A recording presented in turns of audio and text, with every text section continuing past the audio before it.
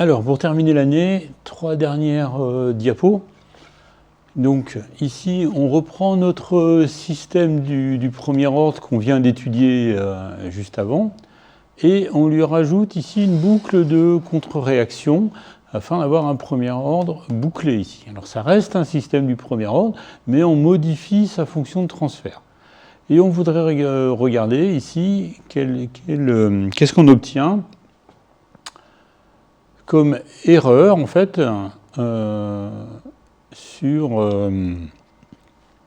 la sortie, qu'on peut mesurer ici en regardant epsilon, qui est ici la consigne qui lui est demandée, moins la consigne, moins la valeur de la sortie, ici. Donc, en regardant la valeur de epsilon, on va pouvoir avoir ici une idée de la précision du système. Alors, il faut regarder à quoi est égal epsilon. On va le faire ici.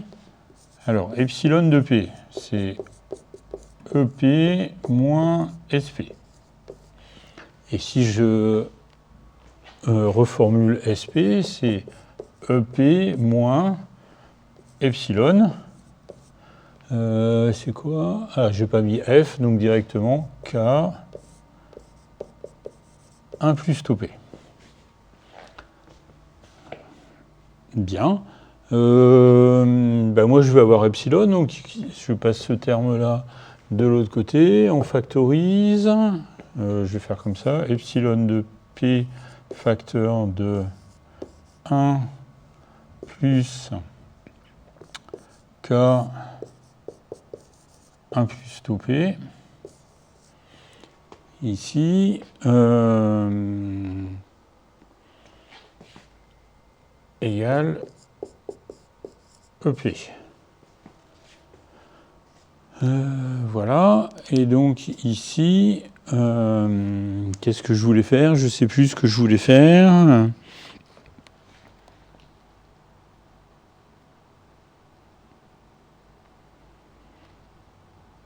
Ouais, c'est ça, c'est ça. Et donc, du coup, on obtient epsilon de P, comme ça, qui est égal à EP multiplié par l'inverse de ça, 1 sur 1 plus K sur 1 plus tau P. Et donc, comme ça, c'est pas très joli. Donc, on va multiplier ici par 1 plus tau P en haut et en bas. Et donc, on arrive à EP égale epsilon de P égale EP multiplié par 1 plus tau P sur 1 plus K plus tau P.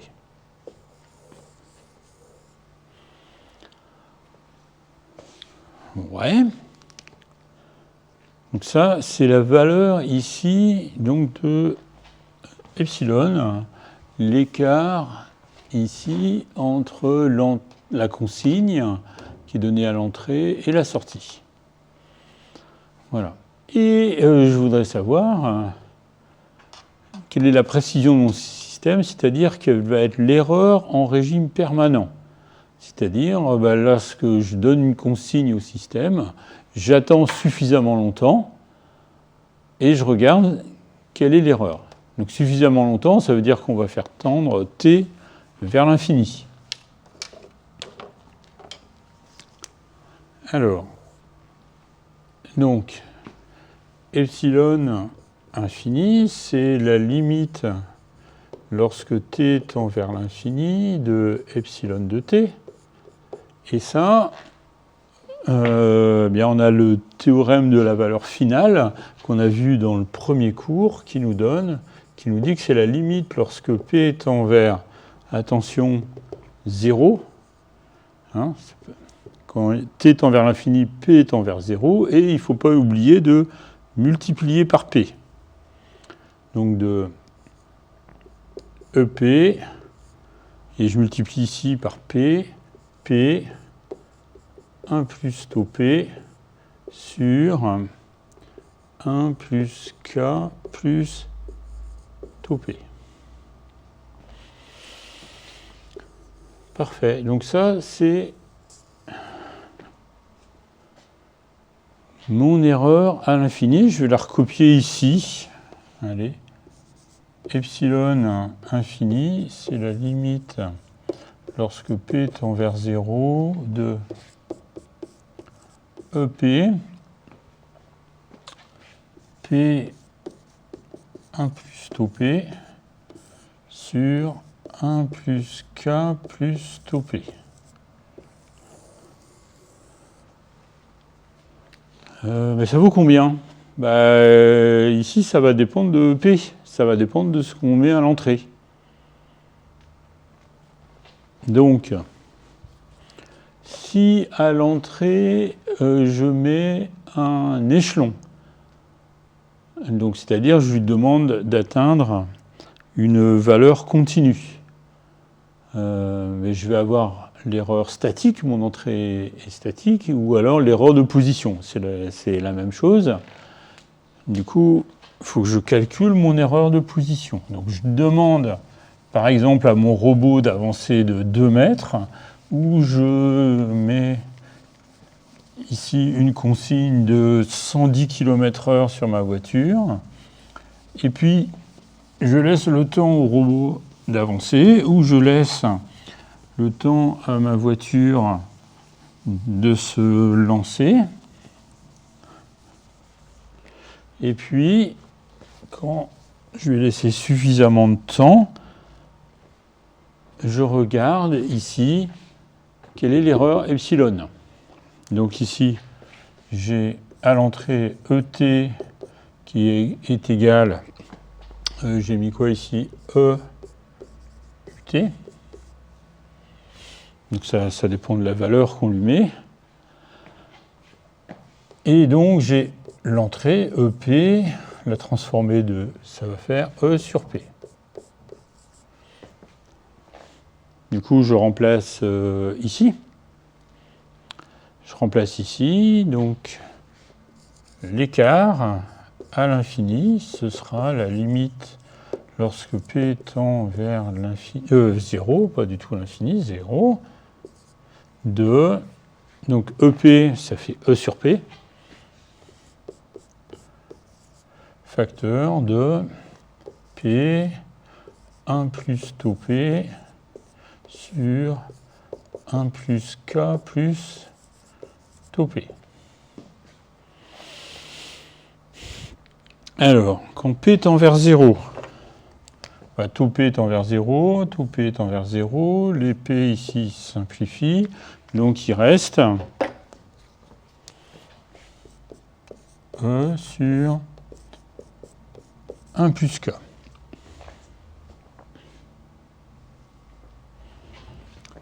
Alors, qu'est-ce que ça veut dire? E, c'est l'entrée. Donc, l'erreur va être proportionnelle à la valeur d'entrée. Donc, si je lui demande d'aller 2 fois plus vite, l'erreur sera 2 fois plus importante.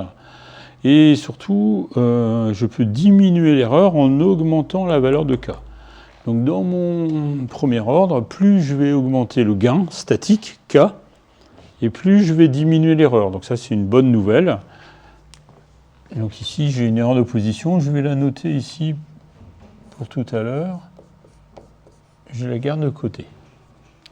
Donc, mon robot n'avancera pas d'1 mètre, à condition qu'il réagisse comme un système du premier ordre bouclé. Voilà. L'erreur de vitesse, maintenant, ou l'erreur de traînage, c'est la même chose. Eh bien, c'est le même calcul, simplement à l'entrée. Ici, au lieu d'avoir un échelon, on a une rampe de pente quoi? De pente A ici. Donc on refait le même calcul pour calculer l'erreur de traînage. Ici. J'ai oublié, c'est une rampe. Donc AT, UT. Donc EP, ça fait A sur P2. Du coup, l'écart à l'infini, c'est la limite lorsque P tend vers 0 de A sur P2 multiplié par P sur 1 plus tau P sur 1 plus K plus tau P. Alors, P tend vers 0. Ici, il y a le P qui se simplifie avec le carré ici. Donc, il nous reste du A sur P. 1 plus, ça tend vers 0. K plus, ça tend vers 0. Du coup, il nous reste ici, A multiplié par 1, ça fait A. Je vais le réécrire comme ça. Allez. Limite, lorsque P tend vers 0, il reste A au numérateur et au dénominateur P facteur de 1 plus K. Voilà. Et ça, quand P tend vers 0, bien le dénominateur tend vers 0, donc ça fait plus l'infini. Alors ça, c'est une mauvaise nouvelle. Ça veut dire que si je lui mets une rampe à l'entrée, eh bien, mon système va prendre du retard, et il va même prendre de plus en plus de retard, ici. Donc, mon système est très mauvais, ici, pour suivre en vitesse. Voilà. OK. Alors, donc ça, ce sont les mauvaises nouvelles. Les bonnes nouvelles, c'est qu'on peut corriger ça assez facilement. Et ici, je ne vais pas vous faire les calculs. Ceux qui sont curieux pourront s'amuser à les faire. Mais je vais juste vous expliquer le principe et puis vous donner le résultat que vous pourrez vérifier si vous avez le courage. Donc, qu'est-ce qu'on fait ici ? Ici, on a notre système du premier ordre bouclé, donc celui qu'on avait avant, exactement. Simplement, on vient rajouter un bloc ici, CP, qui est un bloc de correcteur. Et je choisis, par exemple, de prendre comme correcteur un intégrateur. Alors, un intégrateur, si je regarde ce que ça donne dans le domaine de Laplace, donc ça ferait, sa fonction de transfert, ce serait 1 sur P. Alors un intégrateur, en électronique, c'est pas super dur à faire, et du coup, on peut assez facilement faire ce genre de correcteur. Alors, si vous faites le calcul de l'erreur de position, ici, vous allez arriver à une erreur de position avec un intégrateur qui va être égal à 0. Et si vous faites la même chose, si vous calculez l'erreur de vitesse, ici, vous allez arriver à A sur K. Donc on a vraiment beaucoup gagné ici, puisque l'erreur de position est devenue nulle. Donc mon système est parfaitement précis si je demande d'aller à une position. Et mon erreur de vitesse qui était égale à infini n'est plus égale qu'à A sur K.